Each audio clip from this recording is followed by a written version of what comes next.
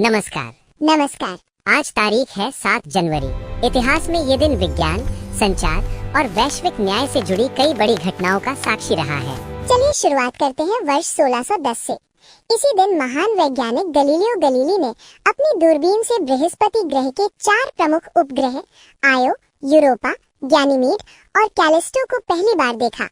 इस खोज ने ये सिद्ध कर दिया कि सभी खगोलीय पिंड पृथ्वी के चारों ओर नहीं घूमते। ये आधुनिक खगोल विज्ञान की नींव बन गई। अब चलते हैं 1927 में। 7 जनवरी को पहली बार अटलांटिक महासागर के आर पार टेलीफोन कॉल किया गया। ये कॉल अमेरिका और ब्रिटेन के बीच हुई थी।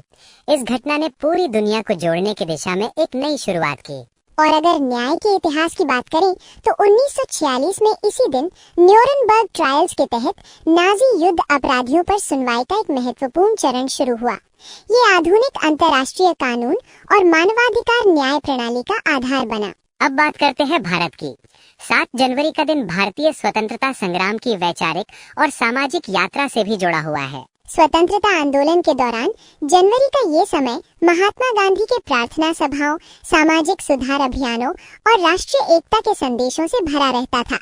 1940 के दशक में इसी दौर में देश में स्वराज, अहिंसा और आत्मनिर्भरता की भावना और मजबूत हो रही थी। स्वतंत्र भारत के बाद भी 7 जनवरी का दिन प्रशासनिक, शैक्षिक और वैज्ञानिक गतिविधियों के विस्तार का प्रतीक बनता गया।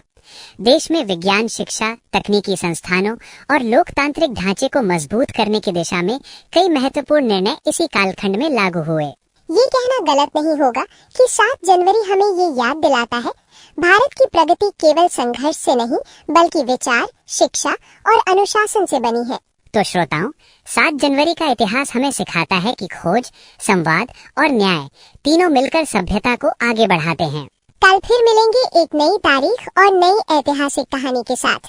तब तक के लिए नमस्कार और धन्यवाद।